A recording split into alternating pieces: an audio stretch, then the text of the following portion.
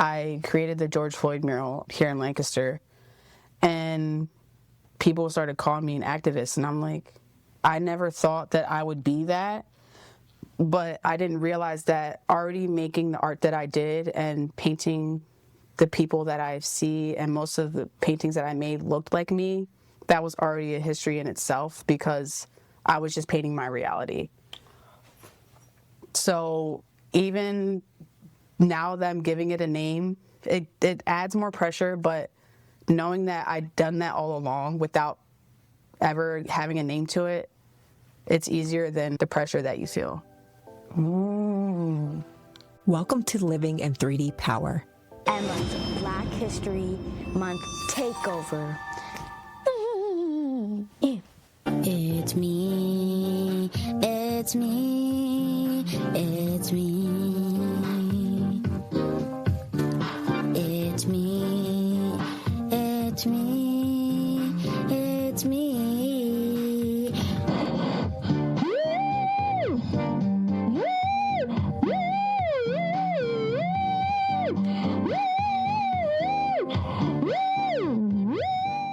Okay. I'm scared. Why? I don't know. You do this all the time. Yeah, don't be scared. I'm not scared. You making me nervous.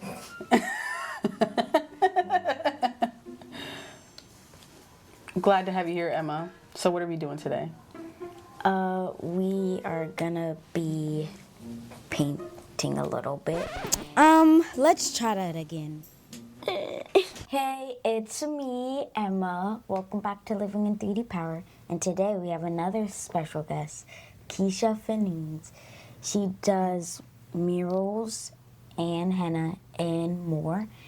And we're just gonna be talking with her today and doing a little bit of painting.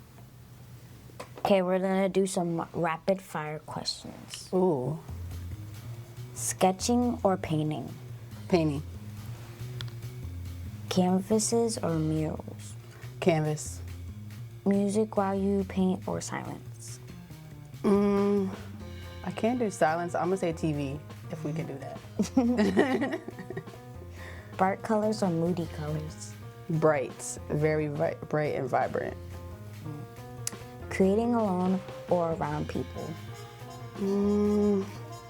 It depends on the project, but most of the time I'd say alone. Morning creativity or late night creativity? Late night, for sure. Messy process or clean setup? Clean setup. That's my favorite. I'm very organized. I'm a very organized artist. I try to be. Do adults forget how to be creative, yes or no? I think yes. Most of them do. Does art help people feel free, yes or no? Yes. Okay.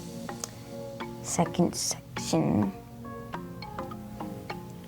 What is your favorite part about making shirts, cups, and more? So the favorite part about having different kinds of merch was when I first started selling products and paintings and things like that. But I was doing events and I realized not everybody can afford like an expensive painting. So I wanted to have price points for everybody so that somebody could have some kind of art, whether it's a pin, a sticker, a hat, a shirt. I wanted somebody to be able to walk away with something that I made. So that was the main reason why I started doing so many different things. I remember that you can like, Emma's good for a but you can also be like, oh. Alright, shut up, go ahead. You're listening. I think that's why she does it. Yes. Yes, because Sometimes I don't have like the right words to say, so I just say. We're artists, you know. We have very, very little words sometimes, especially when I'm painting. I don't really talk too much when I'm painting, which is why I like painting alone most of the time. I listen to music while I paint. What is your favorite part about painting murals? My favorite part is this part right here, actually painting. The thing that I do not like that most people don't see is everything else leading up to this point, like having meetings and talking with clients and trying to solidify designs. I think that's the hardest part and most taxing part for me as an artist. But I love painting because that's what I'm good at. That's why they hired me, is because I can paint. So it's always my favorite part is when I get to do this. The sketching's good. Yeah, and fun fact, I didn't draw this all by hand because that would take me forever, right? So I have a projector and I have them all the designs right here. So I can plug this iPad into my projector and blow it up. So then I can just trace the outline of the shadows and the lines before I paint. Oh. Yeah. So you thought I drew all this? Yes. You just asked me if I like drawing or painting in the rapid fire, and I said painting. So I'm skipping all the drawing if I can. Yeah, but that's a fun tool that some people might call cheating, but I think it's working smarter, not harder. Period.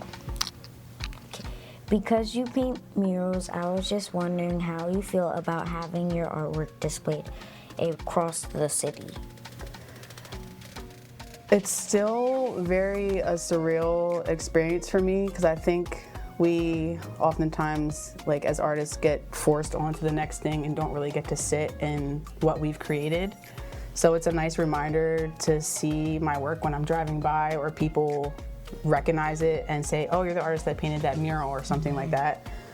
So it's definitely fills my inner child and makes me realize that I'm actually living my dream, whether I feel like it or not, because I'm so stressed a lot of the times. Stressed? Yeah, it's stressful, Emma. Being an artist, it's not always just painting. I have to be everything. I have to be my tax person, I have to be my marketing person, I have to be my manager, I have to be my delivery person. I need a team. So I'm working towards it. One day I'll get there and maybe I'll hire you. Yeah. Technically, I'm hiring you right now. You're just not getting paid because you're painting for me. So just don't do anything for free as an artist. Okay. This is for fun. Before people knew you as an artist, what kind of kid were you? I was a very quiet kid. I've talked to my friends, obviously, but I was very introverted. I feel like I still am as an artist, but because of my business, I'm forced to be front-facing and doing all these things that I wouldn't normally do. But I definitely felt like a kid who wasn't seen until I did my art, and teachers actually paid attention to me and told me that I was doing a great job. So I think that's what fueled me to love art as much as I did, is because the reaction that I got from people for it. As an artist, I love when I get positive feedback. Yeah, it definitely can boost your momentum as an artist, for sure, getting those good feedback, but I also have to make sure that I listen to the bad feedback too sometimes, and not necessarily bad but constructive, because I feel like as an artist I'm always learning. So sometimes people could say something and I might feel bad about it, but then I have to reframe my mindset and know that it was a learning point for me. When you were my age, what did you love creating just for fun?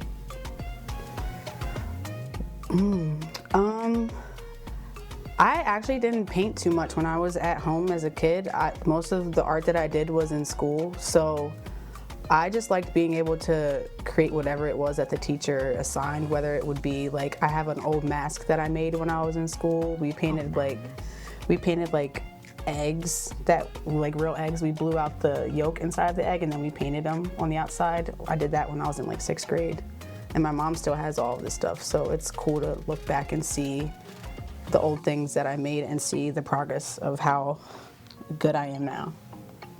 We do this thing at my school where it's like when you like graduate from like elementary school, you get this like book of like all your drawings throughout the year. I love that. Why didn't my school do that? That's really awesome. So you look at all your stuff that you made since you've been in school. I can't wait to get mine because You made a lot of stuff this year. well, throughout the years. So since kindergarten, they've been doing it for you?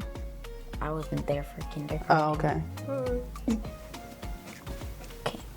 I say adults become robots because they forget how to have fun. Do you think that's true? Yes, and I'm not gonna lie, I'm guilty of it sometimes. I think being an adult and having so many other priorities which aren't fun, like paying bills and going to work, and sometimes you can't do what you love as work. So I think that feeds into adults not being creative or feeling like robots because they're conditioned to go in and day out and work, and it's a different kind of lifestyle as an artist. So I think, yeah, adults can sometimes be robots if they're not consciously thinking about it.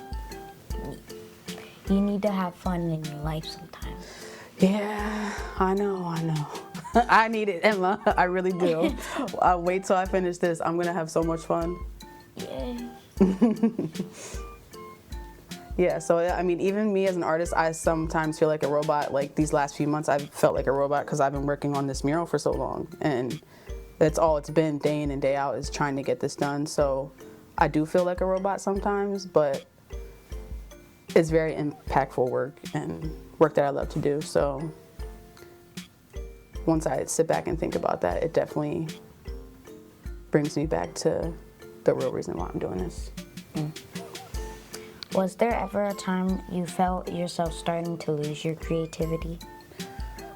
I feel like, yeah, there's definitely periods where artists have artist block or are not feeling as creative that they usually do. And for me, it's usually in the wintertime when it's not sunny outside, because I thrive like when it's warm outside and I can go outside and go hiking and be in nature, because that's a big part of my mental health and how I recharge. So not being able to do that in the winter is very hard for me. But right now, since I have this work, it's kind of like I'm forcing it out of me, if you can say that. So it's, yeah, it's like I don't really want to paint sometimes because it's cold outside and I don't want to be sitting in here. But to get through artist block, sometimes you have to just keep doing the work, and then you'll get that feeling back.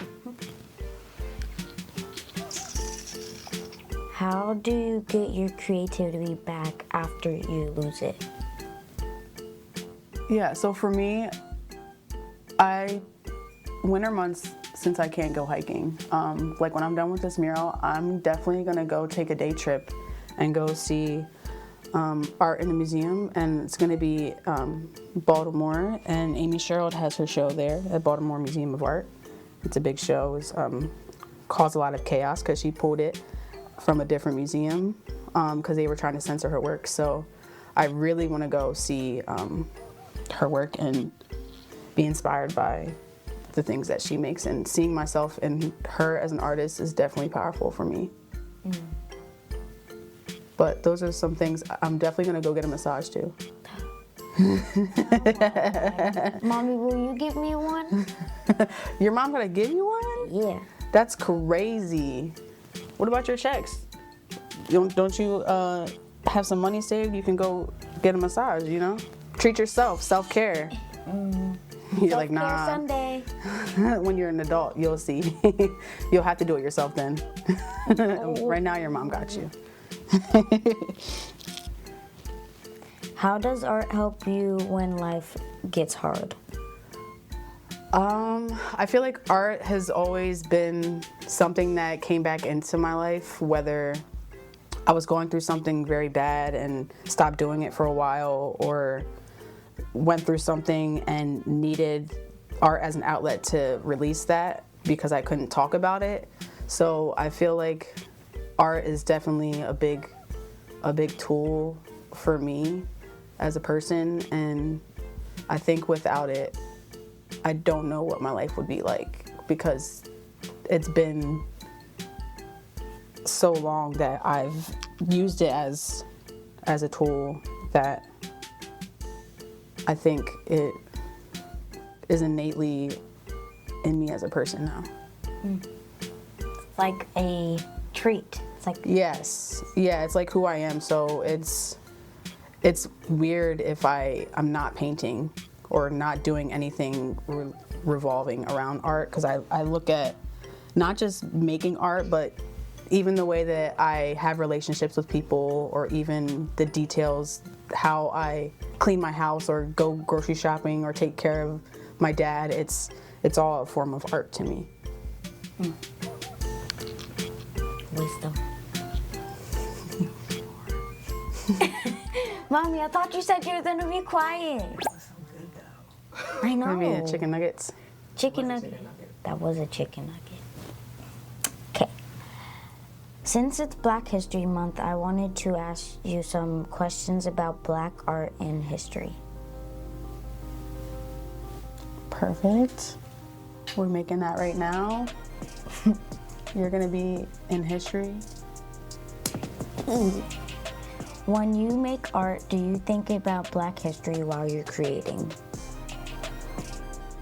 I didn't actually start thinking about Black history and what I was creating until 2020, when I created the George Floyd mural here in Lancaster. And people started calling me an activist, and I'm like, I never thought that I would be that, but I didn't realize that already making the art that I did and painting the people that I see, and most of the paintings that I made looked like me, that was already a history in itself, because I was just painting my reality. So even now that I'm giving it a name, it adds more pressure, but knowing that I'd done that all along without ever having a name to it, it's easier than the pressure that you feel.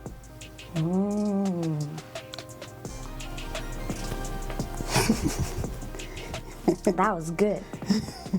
How do you learn about Black history? From books, school, people, or your own life? So for me, I learned about some Black history in school, but not as much as I learned as an adult. They didn't even announce it at my school. Wow, really? Yes. I'm so sorry, Emma. I'm very sorry. That makes me really sad.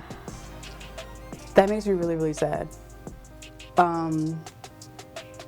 But yeah, I mean, in my school growing up when I was younger, I mean, I feel like I've learned about certain people, but not the whole truths, you know what I mean? So being an adult and doing this work, I think what I take in, even on social media, who I follow, I learned so many things just on my own, and having to do the research. Like, even doing this project, I learned so much about history that I didn't learn in school. And I even asked my teachers, and they're like, well, we have a curriculum, we can't teach certain things. And I'm just like, it's kind of really not good when you think about it, but the fact that you're learning this all at your age, you're going to be so far ahead than what we were as children. So I think that's powerful in itself.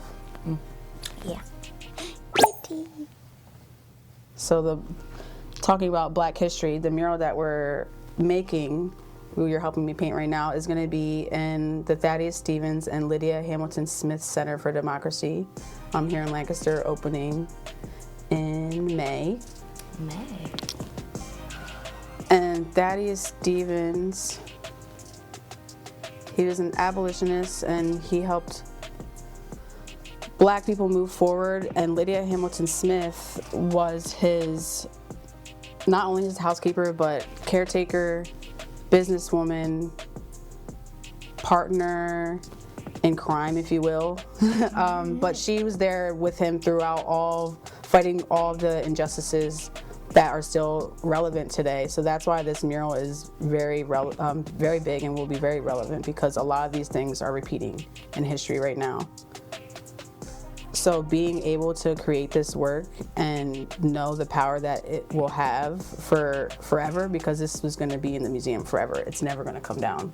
So knowing that I am making something that will impact thousands of people for years to come, it's very, very powerful, I think, in a way that I don't see yet, and that I don't really realize until people are telling me. And because when I'm doing this work, all I'm thinking about is meeting my deadlines, you know what I mean? So I don't really get to revel in the importance of my work until I take a step back and I'm already finished with it. That was good. I'm gonna interject, Emma, because when you said that, Keisha, I felt that in my body, like the importance of it, the gravity of it. Yeah. You get to sit back, and my prayer is that when you can sit in it and really see the impact, like generationally and forever. The forever got me. Yeah, Right? it gives me chills. It gives me chills saying it, because I didn't feel that this whole time when I'm making it, because I'm stressed, like doing everyday life, taking care of things outside of my business. It's a lot of work, and I feel like the gravity isn't seen until even sometimes after maybe a year. But I think this is something different, and it's something way bigger than what I've ever done. So it's gonna be monumental. Monumental. I like that word. Did you learn much about Black artists in school when you were growing up? I didn't learn about any Black artists in school, honestly. And that was the part that really struck me as an artist and kind of made me think about the work that I'm creating too. Because I didn't go to many museums as a kid, other than with like school field trips. And going in these museums, Black art is not something that you saw or that you even see now. So I think that was the reason why I always wanted to paint people who looked like me, because it's something that I never get to see, but these paintings will be in history forever when people look me up, because it's who I am, it's what I make. And again, just making whatever you want, because you're Black, it's going to be seen as history. You don't have to think about it too hard, because we're creating our own legacies. Your own legacies. That's a chicken nugget wisdom right there. Yeah, I mean, people always talk about legacies and like children. I mean, I don't have children, but the art that I create and the person who I am and how I treat people, that's always going to be my legacy.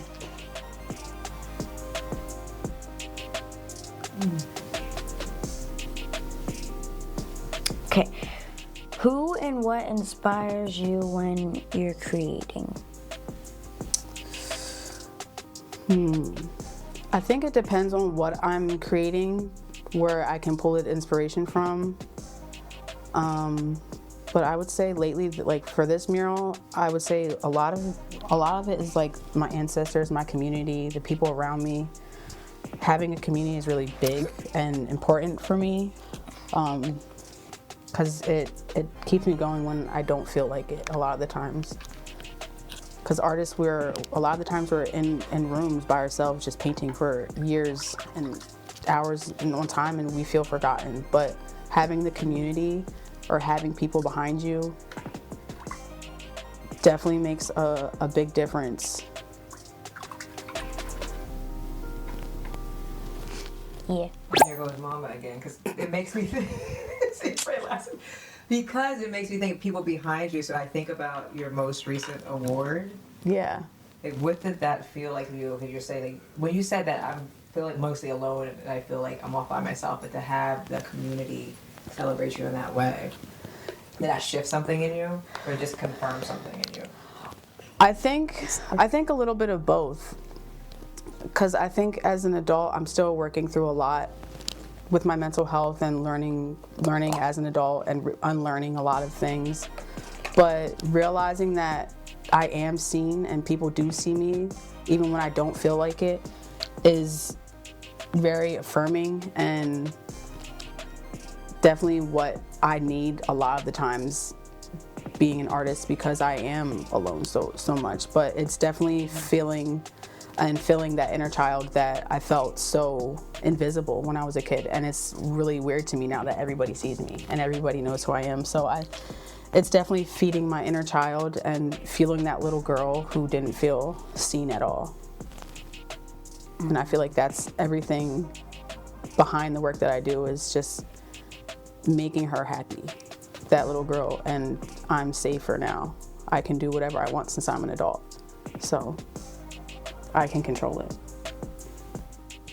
Over here as a school psychologist, I'm like, ooh, you're holding my heart. Yes, I saw you. You're like, No, but that's beautiful, and it so much of what she's saying, Yes. some of the things that what B was saying last week and Prolific was saying, so I'm like, that is so powerful that you are so connected in that way, and that there's the thread, and I was hoping that these through lines would come up for Emma, and they are just naturally, organically. It's just beautiful.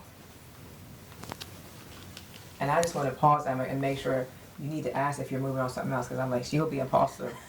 Like, this is. No, I told her she could do those. She didn't think of another color. Tell her to sit that down.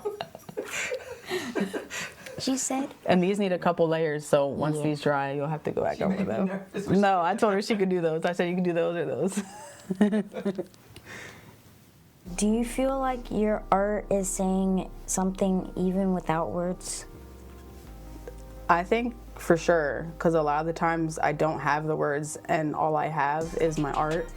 So being able to put my feelings in my art, which I couldn't always do, I think learning about mental health and learning about myself as an adult definitely helped me learn how to make that translate over into my work. And it happens naturally now because it's what I live every day. So it's definitely become easier. What do you hope kids like me learn about Black history from art? That anything is possible, and that you can see yourselves no matter what you're doing, no matter what job, no matter who you are, what friends you have, that you're important and your life matters. And there's people who came before you that are doing things that will help you be able to live in that comfortably and easier than what we have. That was good. I need this hype man all the time.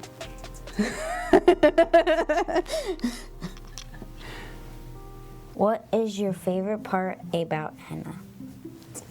My favorite part about henna is that it's different from painting.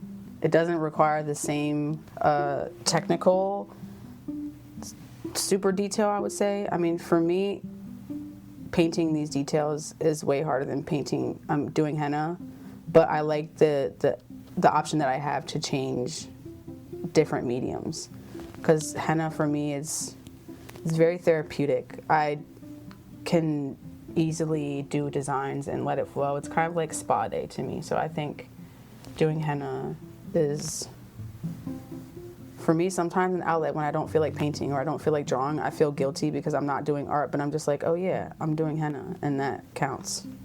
Yeah. There's a bunch of art forms, even if it isn't painting. Yes. And when you did my henna, it was like therapeutic too. I was Just like, watching, right? yes, it was satisfying. Yes. And when it peeled off, It's very, very satisfying. But I think me being an artist and drawing helped me do henna as well. And I was just looking at a memory the other day, and I've been doing it for 10 years now, which is insane, because I feel like I just started yesterday. oh my, 10 years. I know, and that's almost your whole life. Yeah, so I started henna 10 years ago. But it wasn't always a part of my business. I was practicing on myself and my nieces and people around me before I wanted to make it an extra part of my business. How do you want people to feel when they look at it? At my henna, I love the fact that henna can make women feel beautiful, whether it's a religious way or just for beautification. I mean, it's dated all the way back to ancient Egypt, so our people have been using it for centuries, which I didn't know when I first started, so learning the history of henna is really beautiful as well. And the fact that I like being able to change the designs every time is also one of my favorite parts about henna. You have some on your hand right now. Yeah, I did this one a few days ago. Flowers. Because I had an event last week. I always try to put it on my hand too before I have events because it's free promotion, you know. Mm-hmm. Does it feel different because it's on someone's body? It's a different form of art, but I like that it's art that people can take with them and experience rather than like a painting hanging on the wall. Because the fact that it's not permanent is, I think it teaches me mostly to not hold on to everything so much as I do. Because like with my paintings, I'll keep these things for a year because I don't want nobody to have them. They're like my babies.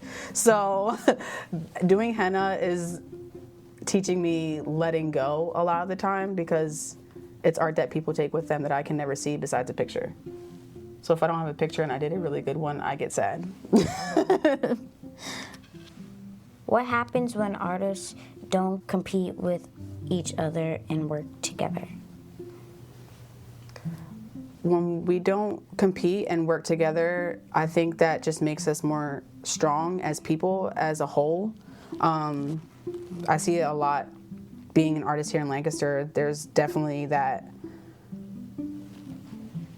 kind of push and pull or people trying to compete with each other, but everybody's art is different and the audience can be anybody. So I think there's room for all of us to be successful, no matter what kind of art you make, because not everybody likes the same thing. What you like might be different from what somebody else likes. So I think working together and sharing knowledge and that we can as artists is definitely going to make us powerful against the people who we are trying to get ahead of. So we can't get ahead of each other if we're already competing in it. We can't get ahead of everybody if we're already fighting the people who understand us the most. So I think it's definitely takes time for people to realize that and for some artists to realize that, because some artists are more successful than the others. So I think that might make people feel a certain way. Yeah. Like if they're around like a better artist, they have to do better with their work or like change their art. Yeah, but I also think it's a mindset too, because some artists might take that as intimidation, but I look at artists who are better than me all the time and I observe what they're doing and try to put that into the work that I do or into the practice that I do, because I'm always learning as a self-taught artist. I didn't go to school for this, so I have to get my education from all different kinds of places and ideas and all sorts of other things. So there's many times that I didn't know things and I had to look up on YouTube or Google something or look on someone's Instagram and see how they painted a hair, because I don't know how to paint certain things. Like a lot of this mural, I didn't paint any of these things before. I'm just guessing and hoping it turns out right. But you didn't know that. So yeah, I think there's definitely a balance. You're part of Speak to My Soul, and I'm going to interview Evita too. What does being in a Black community mean to you? It's definitely a family and something that I hold very close to my heart as an artist, because they just get it and they always have. And having people who understand what you go through, not only in business but just in life, really makes you feel like you're not crazy when everybody else tells you that you are. So I think it's, in the short time that I've been in Speak to My Soul, having the support not only emotionally but professionally has been a blessing that I always tell Evita how much she helps me. So yeah. Aww. What do you hope people feel when they walk into a space full of Black art and Black voices? I hope they can feel the power that we have as people, because a lot of the times we're only shown just the sad parts of being a person of color, or the things that we go through. We're never really shown the joy or us being happy. So I think that being one of the most important things that people see when they go into an exhibit with Black art is important. Yeah. Because we're happy too. Of course. That joy. Through it all. Okay. What do you hope kids like me learn about your art? I hope kids who look at my art can learn that it's possible. Anything that you put your mind to is possible, and I'm living proof.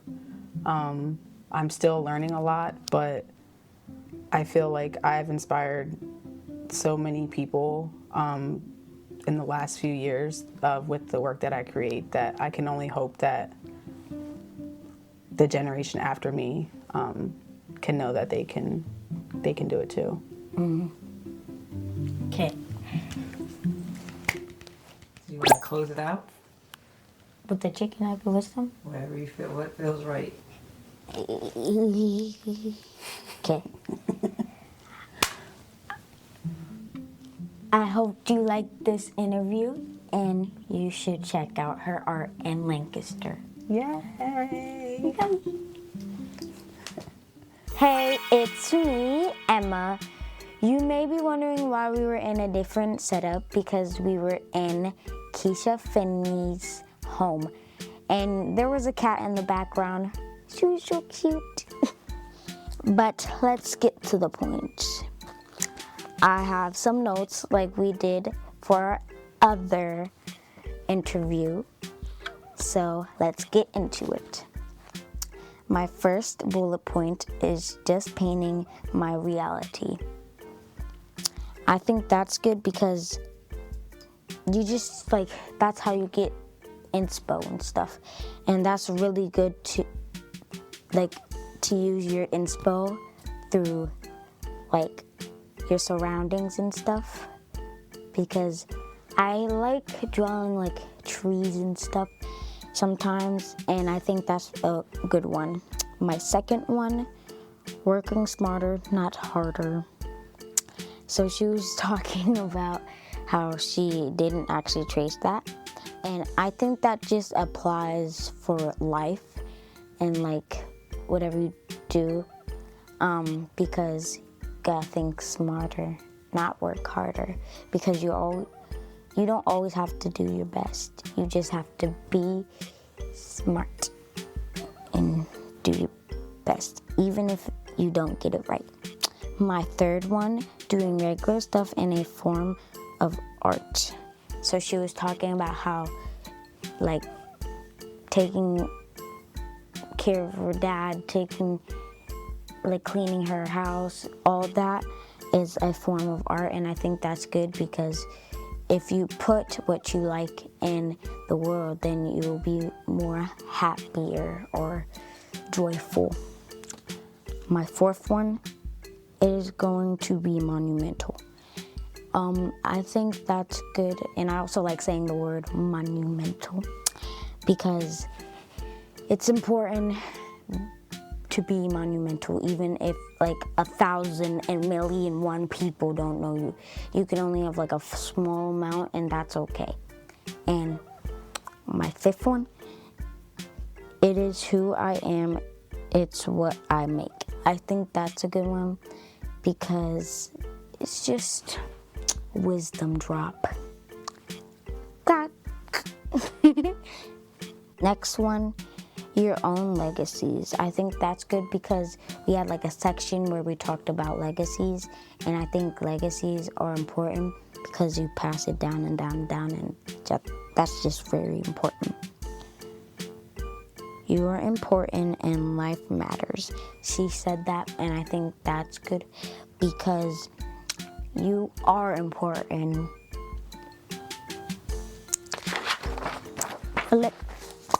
Next one, since it's not permanent, it teaches her not to hold on to stuff. I think that's good because we don't always have to hold on to something. And she was talking about doing henna, and I think that's really important not to hold on to stuff, because if you just keep on hoarding and hoarding, then you might get overwhelmed. Last one, to know someone who gets it, not only in business but in life too. I think it's important because you always need someone that gets it, and I think everyone likes being understood. And I got stuff from her: this shirt, this pin, some stickers in her card, and 4 pins. I hope you like the show. What is your chicken nugget wisdom? Bye! I'm so glad you joined me and Mommy for this episode of Living in 3D Power. I hope you like it. Now do me a favor before you leave. Subscribe to our Substack and make sure you subscribe to wherever you listen to podcasts too. And hey, do me another favor. Share this episode with a friend or family member. If something we said made you laugh, made you smile, or it might mean something to them, just send it away. Okay, one more favor. That's a lot of favors, I know. Head over to the comments on our social media. Tell us what made you say, "That's deep, bro." Because your words encourage other people and they encourage us too. See you next time.